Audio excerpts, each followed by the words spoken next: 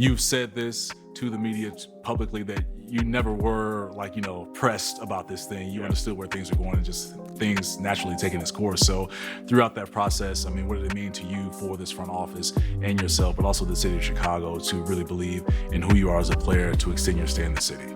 I mean, I always knew it was going to be Chicago. Like, I was never worried it was going to be another team, and then it just comes down to years and dollars. Yeah, and that's kind of the negotiation part that you leave to your agent and the front office. Yeah. And I stayed out of it. When there was something to know, I knew. But other than that, I just went about my summer as any other summer. I worked out, played pickup, lifted in the gym, did all the right things to keep myself getting prepared for the next season. Seeing your transition from the first half of the season to the second half of the season, it was a glow up, it was a blossom, it was a level up, whatever word you want to describe.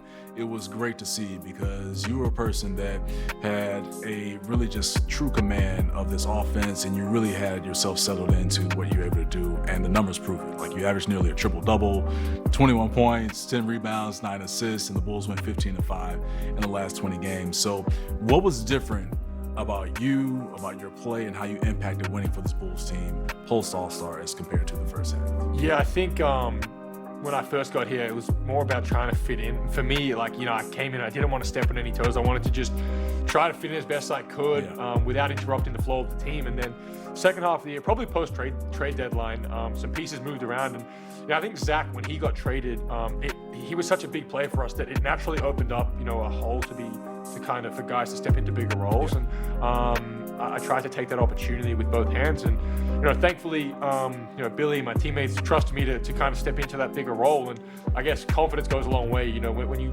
kind of tell a player he's expected, there's more of him, I took that responsibility and ran with it. So yeah, confidence and a kind of spiral effect, and games started to pile on, and I was feeling good, and we as a team were feeling good going into that back end of the year. So we got on a roll late, but yeah, no, I think that was a good way to carry momentum, I think, going into this season now. Yeah, it's right around the corner for the NBA season to start for yourself. So what about the expectations that you have for the 25-26 seasons, individually for yourself, but then also as a team, because you're bringing back a lot of chemistry, especially how this team played and finished out last year? Yeah, that's the exciting thing. I think when you can have a team, and it's not always like that in the NBA because there's trades and free agents, guys leave, and it's very, very rare that you enter one season with the same team that you did before. So it's a good feeling. You have that continuity and that chemistry that you built from the back half of last season, and hopefully we continue that into this season, because the way as you said earlier, the way we played, it was up and down, it was fast-paced, it was fun, and everyone was involved in the team's success. So